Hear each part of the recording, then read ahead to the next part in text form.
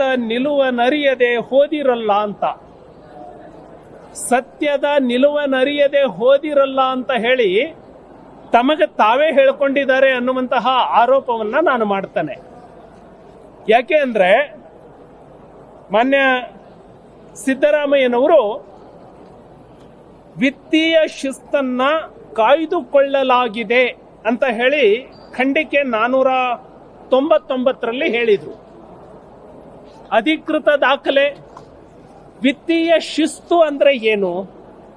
ವಿತ್ತೀಯ ಹೊಣೆಗಾರಿಕೆಯ 3 ಅಂಶಗಳನ್ನ ಕಡ್ಡಾಯವಾಗಿ ಪಾಲಿಸಬೇಕು. ಫಿಸ್ಕಲ್ ಡೆಫಿಸಿಟ್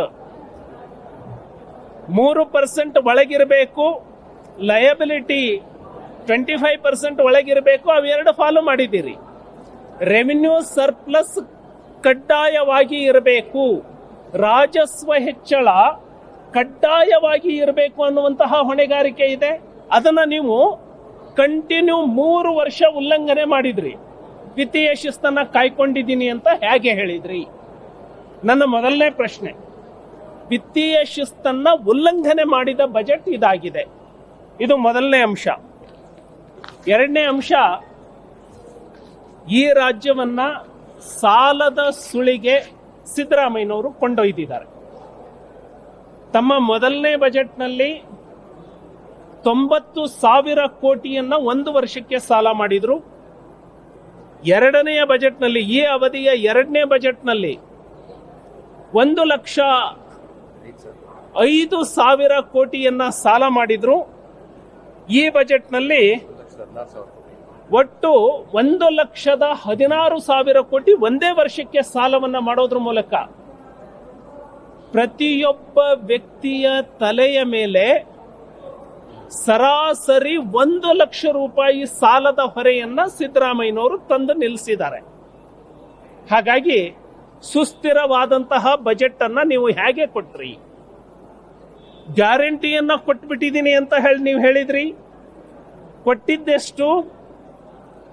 ಒಂದು ಕುಟುಂಬಕ್ಕೆ 2,000 ರೂಪಾಯಿ. ಒಂದು ಕುಟುಂಬದಲ್ಲಿ 4 ಜನ ಕನಿಷ್ಠ ಇರ್ತಾರೆ, 6 ಜನ 10 ಜನ ಇರ್ತಾರೆ ಒಂದು ಕುಟುಂಬದಲ್ಲಿ. ಒಂದು ಕುಟುಂಬಕ್ಕೆ ಕೊಟ್ಟಿದ್ದು 2,000. ಸಾಲದ ಹೊರೆ ಕೊಟ್ಟಿದ್ದು ಆ ಕುಟುಂಬದ ಪ್ರತಿಯೊಬ್ಬನಿಗೆ. ಅಂದ್ರೆ ಎಷ್ಟು ಮಗು ಇದೆಯಲ್ಲ, ಮತದಾರರು ಅಂತ ಅಲ್ಲ, ಆ ಕುಟುಂಬದಲ್ಲಿ ಹುಟ್ಟಿದ ಮಗುವಿನಿಂದ ಹಿಡಿದು ಮುಪ್ಪಿನವರೆಗೆ ಎಷ್ಟು ಜನ ಇದ್ದಾರೆ ಅವರ ಎಲ್ಲರ ತಲೆಯ ಮೇಲೆ 1 ಲಕ್ಷ ರೂಪಾಯಿ ಸಾಲದ ಹೊರೆಯನ್ನ ತಂದಿಟ್ಟಿದ್ದೀರಿ. ಎರಡನೇದು,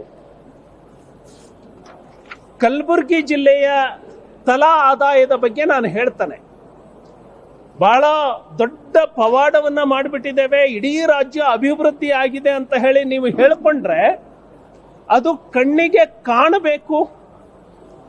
ಕಲಬುರಗಿ ಜಿಲ್ಲೆಯ ತಲಾ ಆದಾಯ 22-23ನೇ ಸಾಲಿನಲ್ಲಿ 1,39,361 ಇತ್ತು.